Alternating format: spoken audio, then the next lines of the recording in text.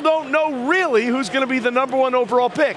This is a very rare night in draft night. Let's go back upstairs to the info guys, our inside guys, Mort and Adam, about where Cleveland may be leaning right now with that first overall pick. Well, Trey, Cleveland continues to keep it secret where it's going with the first overall pick. I think a lot of executives and coaches around the league believe that it will be Baker Mayfield with the number 1 overall selection. If it is Baker Mayfield, that would mark quite a run for a player who basically won a high school state championship, walked on at 2 colleges, won a Heisman, and then catapulted himself to the number 1 overall pick if it happens, more. And that news seems to have caught people off guard. The fact that he was in the picture when he was in the picture all along. John Dorsey, their first-year general manager, spoke glowingly of Baker Mayfield when he took the job. He hired Scott McCloughan as a team consultant, former Redskins general manager, worked with the Packers. He said, McCloughan did, Baker Mayfield was the best quarterback in this draft.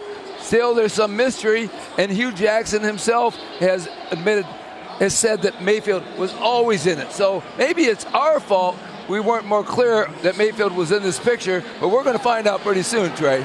Listen, Mort, Adam, no question about it. This is one of the most unpredictable nights in leading up to the first round of draft we've seen in at least a decade, and the Baker Mayfield saga is part of that. As we said, we've got reporters fanned out across the NFL landscape, including our Josina Anderson in Cleveland, where they have, for the moment, the number 1 and the number 4 overall pick.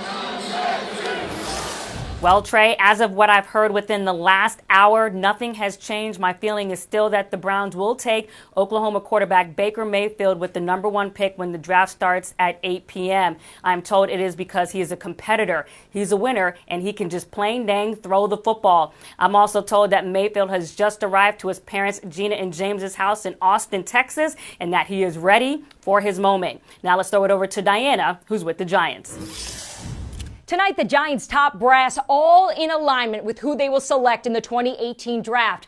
Head coach Pat Shurmur says they plan on selecting that number 2 overall spot, but nothing is off the table, including a trade. The war room right now is open, but there is a curtain hiding their choice because they don't want anyone to know who they are going to select. We are told, though, the favorite, Penn State running back Saquon Barkley. Dave Gettleman put it best. He said his own mother could scout out that Saquon Barkley is a game changer. Now let's send it over to Sal Palantonio, who's with the Jets. New York Jets head coach Todd Bowles told me this morning that he feels like he's in a great position at number 3 to take a player to, quote, turn this organization around. Translation, that's a quarterback. But they also know the top of this draft is highly volatile, and they'll be ready at number 3 for anything. They've got a number of contingency plans in place depending on what happens ahead of them. Now for a report on the Bills, here's Jeff Darlington. Well, the Bills have spent the last several months collecting the draft capital with today in mind. They are continuing to eye a trade into the top 6 to land their franchise quarterback.